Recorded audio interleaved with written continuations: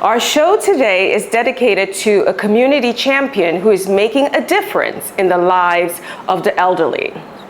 Welcome to our show. We're heating up the stove, here to help you relax and keeping it real. We got the best guest, you cannot miss the gist. So come and join us in cooking up a dish. Hey, yeah, relax, just enjoy. We're here to relax, just enjoy. We're here to Welcome to Relax, Chop, Enjoy, all the way from Lagos, Nigeria. I'm honored to have on the show today Vera David Emesiobum, the founder of Project Grey Elderly Care Initiative. Hello, my name is Vera David Emesiobum. I am honored to be a guest on Relax, Chop, Enjoy with Didi Aswama. Vera brings a wealth of experience and expertise in volunteerism and public relations, and I'm excited to delve into her insights about the critical work her nonprofit is doing on elderly care and support. As part of this show, we'll be visiting a local elderly community she's working with in Aja, a local community in Lagos State. Also, we are partnering with Tolani Pot, a local catering company, to deliver 60 packs of food to the local community. Please join me in welcoming Vera to the show. Come on, Vera. Good to have you. Thank Look at you. Thank you for having me. You're such a wonderful soul. Thank you, darling. You're so beautiful, by the way. Thank you You're so blushing. much. I'm blushing. Why would I not blush? You just told me I'm beautiful. Are you not beautiful? Thank you for having me. I'm so excited. Yes. I can smell. You smell some things, Abby. Yeah. So the show is a cooking talk show. So I'm going to be talking to you, learning about all the wonderful work that you're doing, and also making something very quick because we have a very busy day today because we'll be leaving and actually going to Aja and spending some time in the community. So we're going to do something very quick. So it's kind of like breakfast brunch. So I'm making scrambled eggs, some sauteed sardines, and toast. You're not getting the full course, but you're getting something small. Well, I love it already. I can, the aroma and everything in here is awesome. I can't wait for you to, start your magic. I am so excited. Thank you. I met you through Lucy. Yeah. And she told me about all the wonderful work that you're doing. I said, you know what? I have to talk to you and learn. And guys, when I saw the videos and spoke with her, I was at a loss for words. It has to be a very special type of person to do what you do. Thank you. So my first question to you, just kind of learning about your organization. Can you tell the audience what exactly your organization is about, what you do, and what inspired you to do that? I'm gonna start cooking a little. Okay, so I just talk to them while you cook? You can talk to them, and you can be passing me stuff, but let me warm up the frying pan first. Okay. So, who are you? Okay. What's your organization? Because the most important part, the part of your story that really got me was why you started doing what you do. Okay, so you think I should start from there? Anywhere. Okay. We're not, it's anywhere, just flow, whichever way you want to go. Okay, so for me, one of the core reasons why I started what I do on my NGO is a deep sense of compassion for vulnerable elderly people. Yes. I beg you.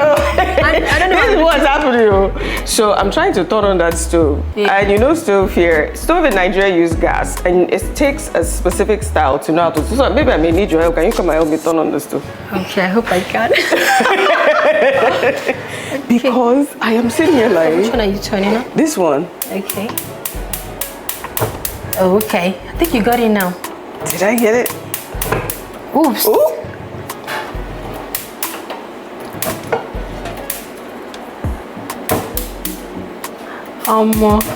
Yeah, I got it now. Yay! We got the stove to turn on.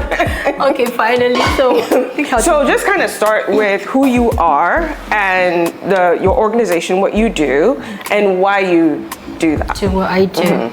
Okay, so our Project Vera David Care initiative, our mission and our goal is to be able to help the elderly in improving their well-being.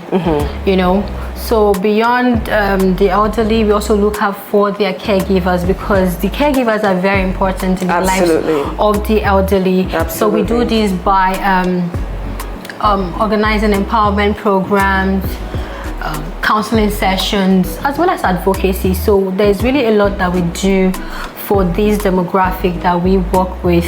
And when it comes to what inspired me, I'd like to say that a deep sense of passion for the vulnerable elderly. I mean, you hear a lot of stories about seniors who are being maltreated and all of that. But for me, beyond that, I really want to be open. You know what, Didi? This is the first time I'm going to be going really deep in my story. And I really want to come out clean and open. Okay. So beyond the fact that I have compassion for the elderly and I want them to be treated nicely, I think the journey for me began when I had the opportunity to spend time with my grandmother at a very young age. I think I should be around 4 or 5 then. So my grandma was sick and my mom had to relocate to, you know, take care of her.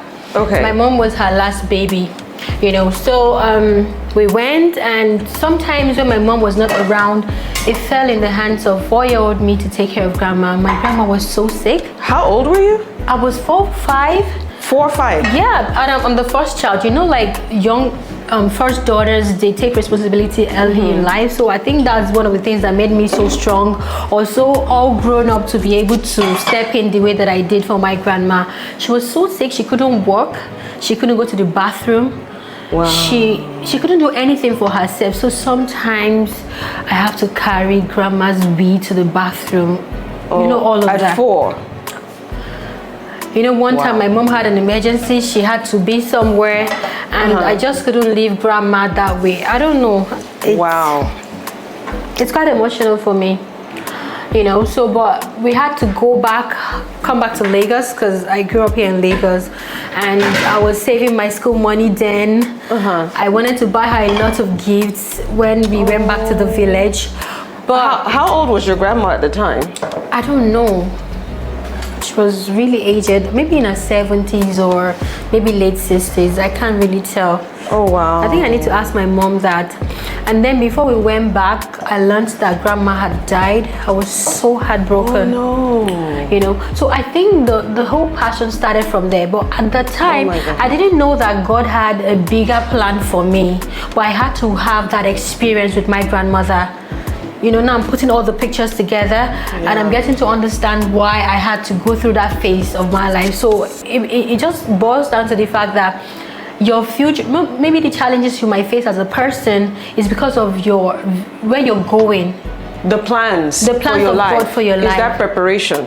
You know, and so after secondary school, I got to university, and in 2014, I started a new church, Dominion City, and it was like, even though I'd been attending church all my life, I had just met Christ. You know, it was such a beautiful experience, the messages, and I started reading books, studying the Bible. And one time I was reading a book recommended by my pastor then, by Kenneth Hagin, titled How to Be Led of the Holy Spirit. And right there, reading that book, out of the pages, it just jumped at me that God wanted me to do something with the elderly. It became so real to me at that time. And God said something to me that old age is like a one-way ticket to heaven, but a lot of elderly people still miss it. Wait. Please. Repeat that. Old age is a one-way. Old age is like a one-way ticket to heaven, but a lot of elderly people still miss it. Why? I don't know. For so many years, that message hasn't left my head. You know, like a young person can be going on the road and something happens, they maybe had an accident and they're cut off, but you had the privilege to live and enjoy old age, and then at the end of the day you miss ending up with your maker. So beyond the free meals, God is actually interested in the eternal destiny of the elderly. You know. Wow. And that was what actually inspired my journey. I'm getting a bit emotional. Can I get... Wait. I'm coming. Because just listening to you, I am like completely touched by what you experienced and what you did. At the age of 4 years old, to have to take care of even just yourself, talk less of somebody else, talk less of your grandmother, that is really emotional. I like have goosebumps. And then to go from that and have that memory and then have that realization that your life's calling is tight. I have chills all over. Sorry. I'm just, wow. And you know, the vision was so important. I knew, like I know my name, that this is what God wanted me to do, and influenced my decisions as a person. For example, I couldn't get married until I had started the work, because in 2014 I was seeing someone at the time, and I told him, oh, look at what the Lord is putting in my heart to do.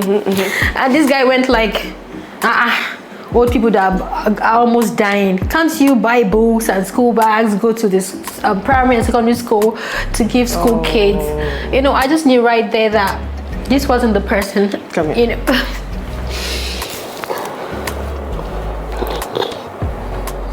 Wow. I told you guys she's a beautiful soul. Thank you. And you know, because I knew early on in life that as a woman, the person you end up with is very important, you know. Say that again. So I knew that was a red flag, and you know. Wow. Yeah. But you still persevere. But that had to be very, very difficult for you to move from that. Not exactly, because at the time I don't think so. It wasn't? It wasn't, because it would have been hard for me.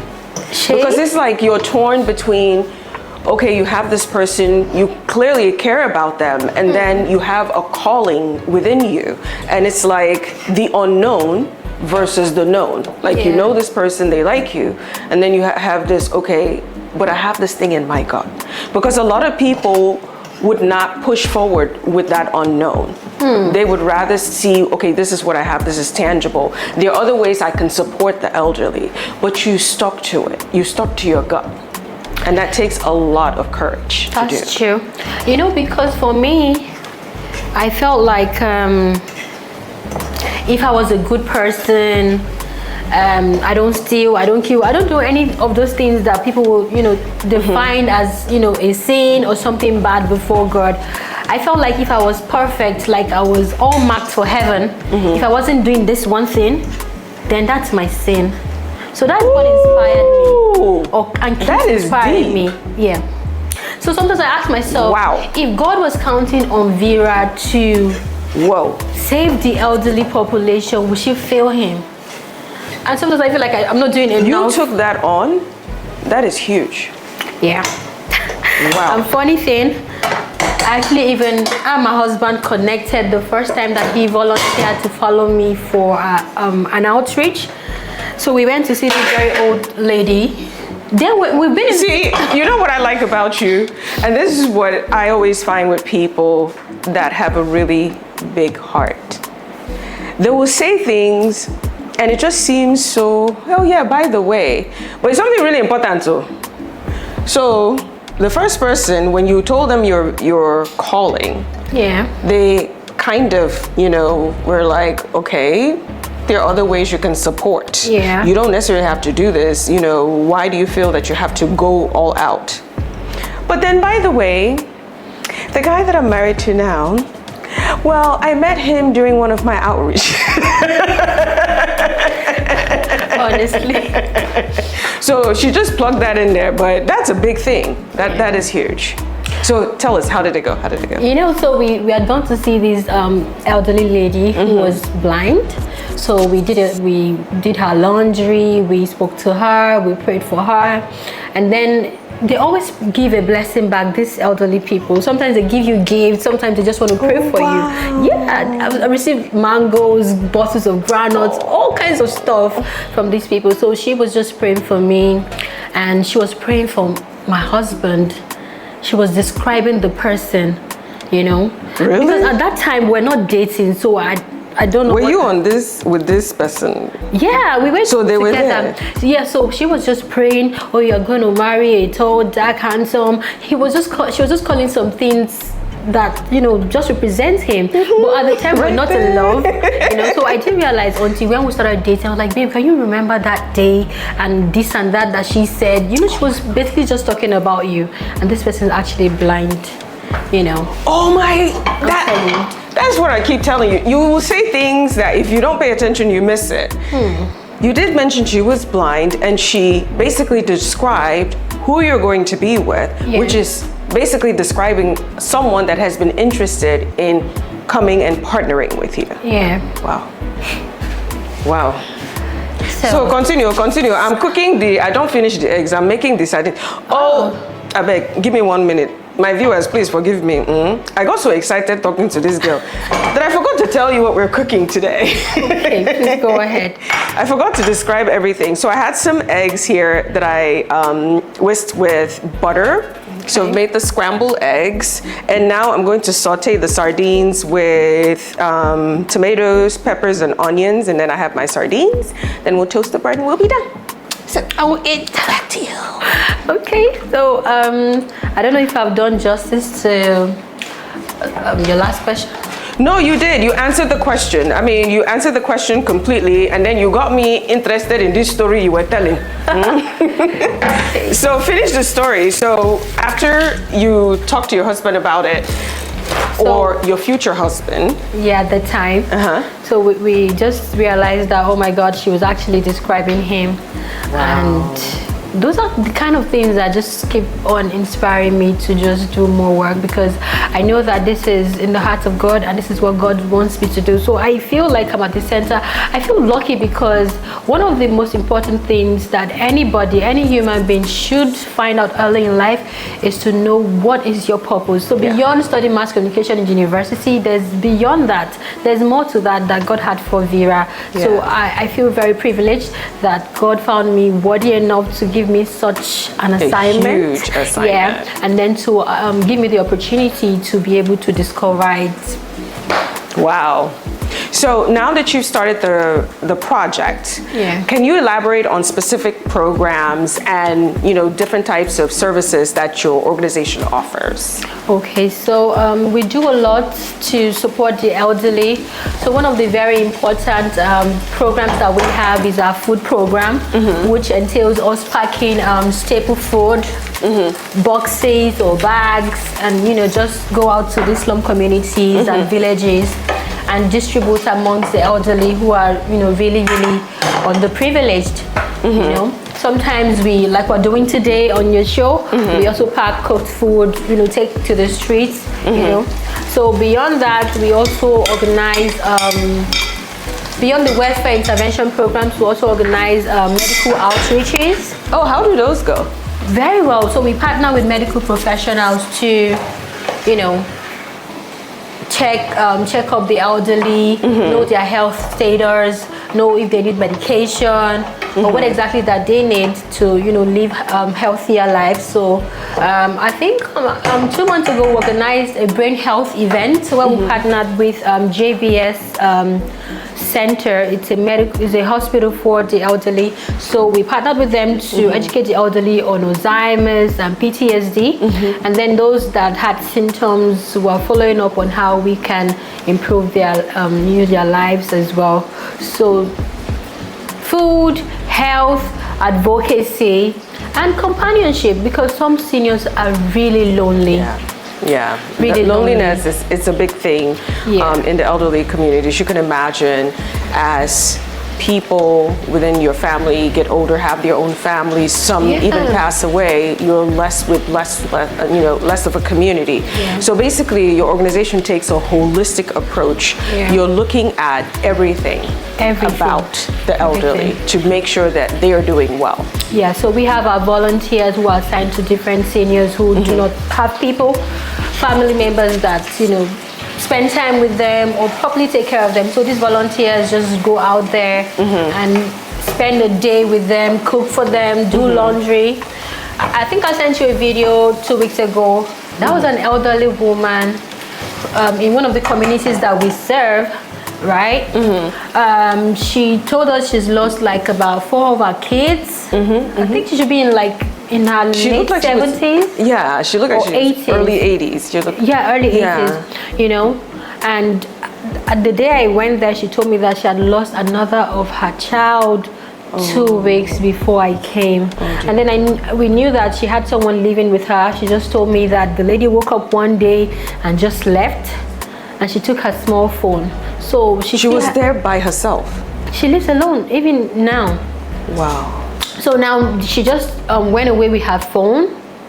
So she has, she says she has 3 other kids, but she's unable to reach them. Oh no. So what we're trying to do is to find a way that we can connect to the family, because she also mentioned she'd like to return back to Akwa Ibom. So we're looking for how we can take her back home. But then it's quite difficult because she doesn't have a phone to reach these people, so we don't even know. You don't even know where the people are. Yeah, and the people don't even check up on. Yeah, and I wonder why, because she's really aged. Do you know this is not even like the first time we're having a situation like this?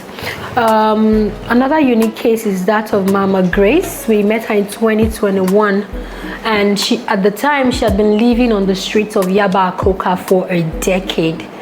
Not in a house, yes. She was living on the streets for 10 years. For 10 years. In the cold, in the sun. She was really amazing because we eventually lost her. So when we came, everybody just thought, in the community, because it was one of our volunteers that told us about her case, and then we had to go visit her to see how we could help. Yeah. And then everyone thinks, she's just a poor, abandoned elderly person. They had no idea that she was mentally ill. So we came by, we spoke to her. Of course, we brought her a tray of lovely meals just to make her feel loved, and cared for. And then we did our findings on the kind of things that she needs. And then we went back rallying around our community online and our friends and partners to see how we could raise money to get a house as well as start a business.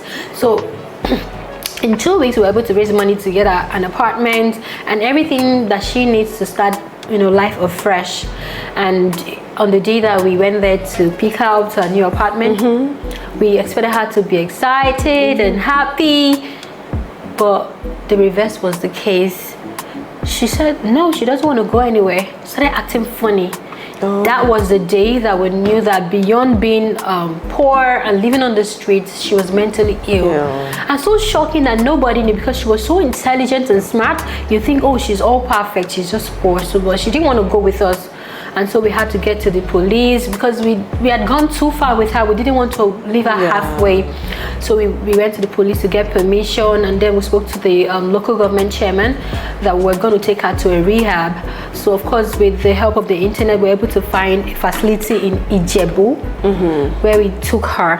So we had to get nurses and doctors to come that day.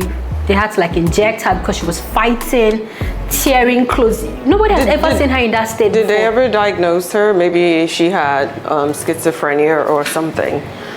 And the only reason I know about this is I'm a pharmacist. Great. So we were supposed to do all of those findings when we get to the facility, right? Because they also tried to get her to the Yaba. There's this place in Yaba now where they treat people that are mentally ill. What do they call it now?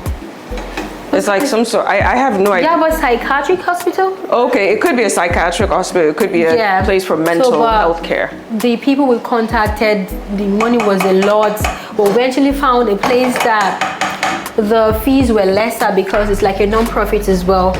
So we had to now take Mama Grace there, and I think she was suffering from dementia and something maybe. else, because she can't Bipolar. remember where she came from. So like everybody It's knows quite possible that her family may have been looking for her the whole time. the whole 10 years, and nobody Wow. knows where she had migrated from. So Oh she my was just God. like somebody in the community, and everybody just accepted her the way she was. But we felt as an organization that she deserved better. So we took her to Ijebu, Italy, and we started getting feed. We were paying for her stay there as well as her feeding, and then we were getting updates on how she was improving. You know, they sent us pictures and videos, and then after like 4 months that she had stayed there, we got a very nice picture of her and video, and we shared with our community. We're really excited, you know, that she was going to come back all well and okay. But then the next month, we got the shocking news that she was sick. I had to travel my team down to Ijebu to see her. She was really ill. So we bought medication, got her some food supplies, you know, just to make her feel that your family from Lagos are here to check on you. And I think we spent a day, and the next day we had to return back to Lagos. After 2 days, we got a call that she had died. So this issue of abandonment is very critical. Now imagine how it was for me that your organization is helping someone who's lost their memory. They don't know where they come from. You've tried to look for their family, reaching out to the community dwellers about, oh, okay, where did Mama Grace come from? Who knows her? And we're unable to get anything. And now she's dead. So I had to bury someone. We had to bury someone. Wow. I am just... Sorry. That's a lot. I'm sorry. I'm making you cry. No, So we had to bury her. I thank you for what you do and what you did for that lady, because she had a family in you people and you supported her.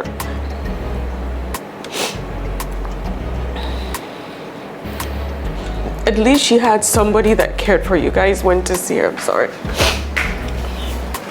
Can we go for a minute, please?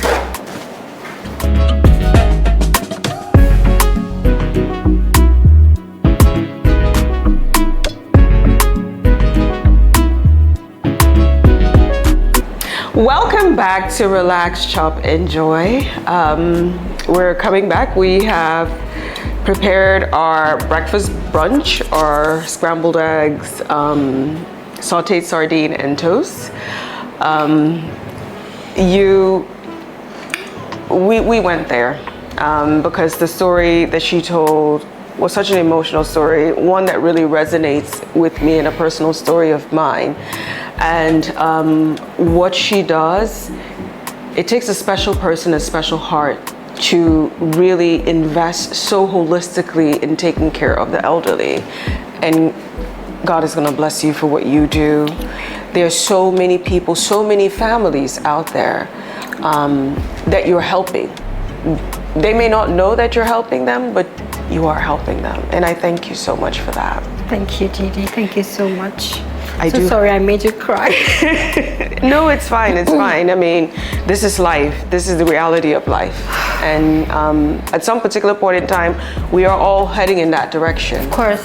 You know, We and all we age. don't want to miss our chance of making heaven, you know, in our elderly age. Yeah. Yeah. So you're really working to do something phenomenal. And I'm going to feed you. You're gonna feed me. Not literally now. Okay. No, I mean, I cook the food. We eat the food. Like I've been waiting for this part, you know. Yes. And you remember, we're also putting together, Talani's pot is putting together the gift packs that we're I'm going so to be sharing excited. today. Really? So we're going to get some sustenance because we're going to be out walking and doing a lot of talking. So I'm going to wait to see her taste. But before you taste, I'm going to ask you another question. Okay.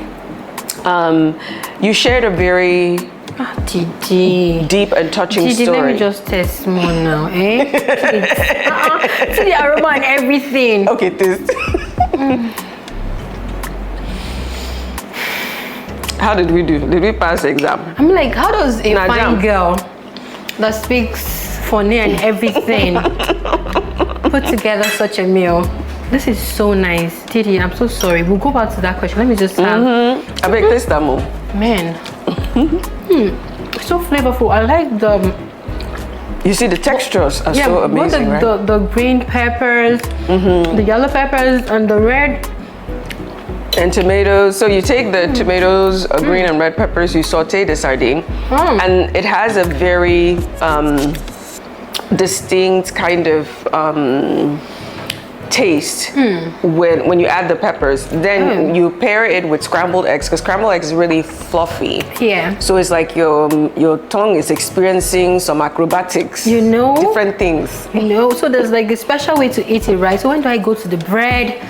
So you can either, sometimes you can put margarine on your bread. I brought some jam. Okay. And then put the sardine and egg and eat it as a sandwich, or you can eat them separately. It's all up to you. Okay.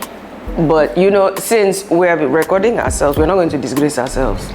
Wait, are we recording? Yes, so. Hey. But you can eat, so. But don't just. I've had an episode where I cooked soup, and they were like, "Why did I bring fork? I mean, bring water. Let them eat the thing with their hands." Wait, like all of this conversation is in the show. Yes. Sorry, guys. No. That's the whole purpose of the show. That's why it's called Relax. You chop and you enjoy. That's the whole part of the show. I just had to cut you because like the whole aroma and all the colors and everything, and Didi is just going asking questions. We'll just cry. Let's just eat food.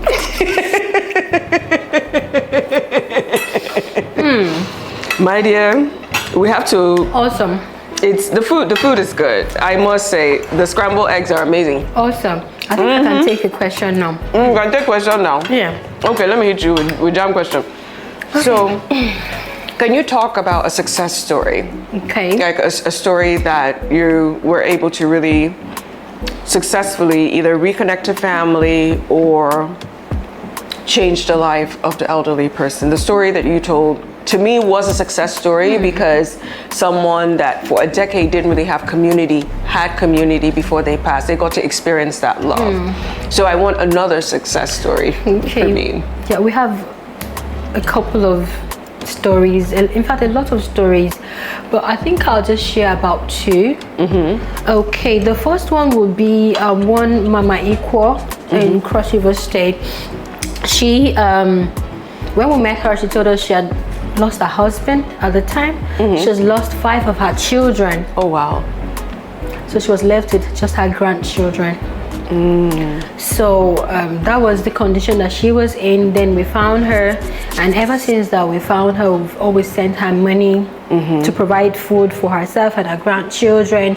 And then of course we also make phone calls to know if she's okay, if she's fine. And then we also have volunteers who go to visit her. So from someone who has lost everybody that should have been taking care of her, and now she found us and we're stepping in to be her family, I feel really fulfilled that my organization is able to do that for Mama Equal. So Amen. And her smile is so beautiful. Like as I'm talking, I can imagine her face, and I always wonder, like, you were blind? Oh, did I mention she's blind? Oh, she's blind. In the midst of all that, she's blind. Oh wow. Like the smile on her face, it just encourages us, our volunteers, to just continue to be there for her. So I feel that's a success story, one of our success stories that really inspires our work. And then another one is I think in 2020 or 2021 we met one senior and went for an outreach in Ikorodu, and that was just about when COVID ended. She used to be in business, but due to COVID, she lost her capital because she had to feed and all of that, and she couldn't go back to her business. So when we found her and she told us about what she was going through, we provided money for her to start business again, because like I mentioned that we also empower seniors. So we have like this business support grants that we give to the elderly to support their businesses or to start businesses. So we were able to give her money, and she bounced back to her feet and started life again. So Wow. stories like that just inspire us to continue to do what we do. Amazing. Thank you. Amazing.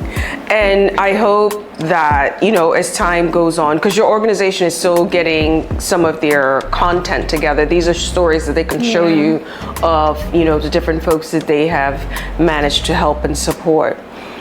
So my last question is around, as a nonprofit organization, you're gonna, or any organization, you're gonna face challenges.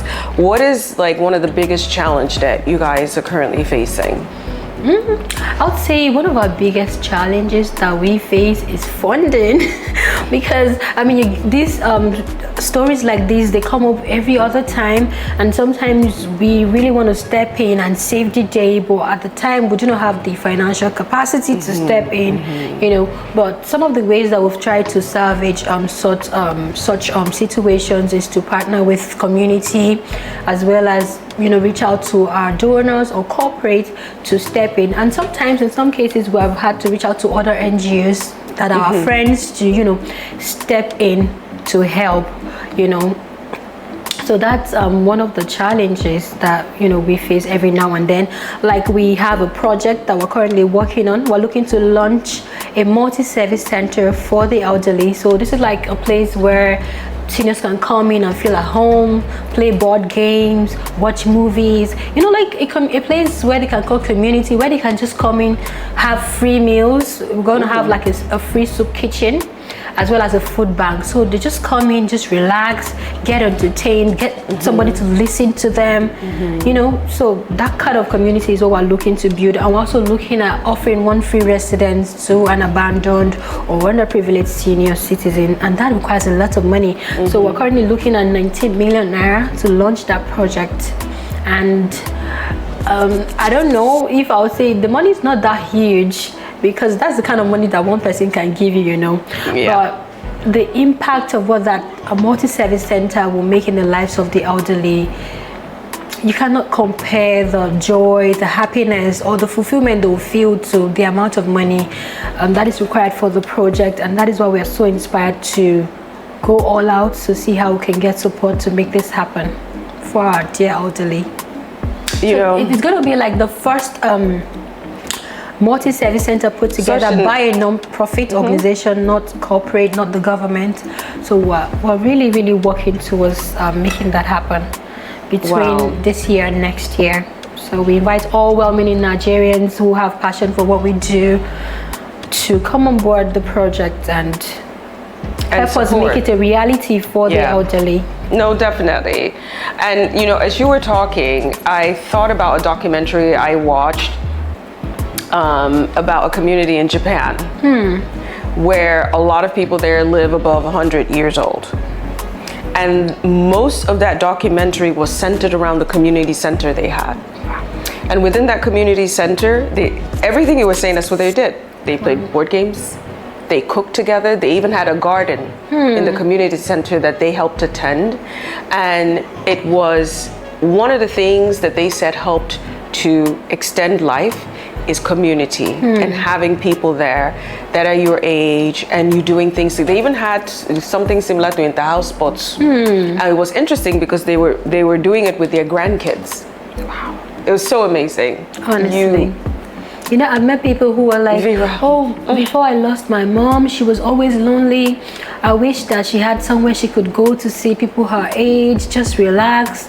You know, this is going to be like a dream come true for not just us as an organization, but for the elderly who are going to be beneficiaries of this center. So yeah, absolutely.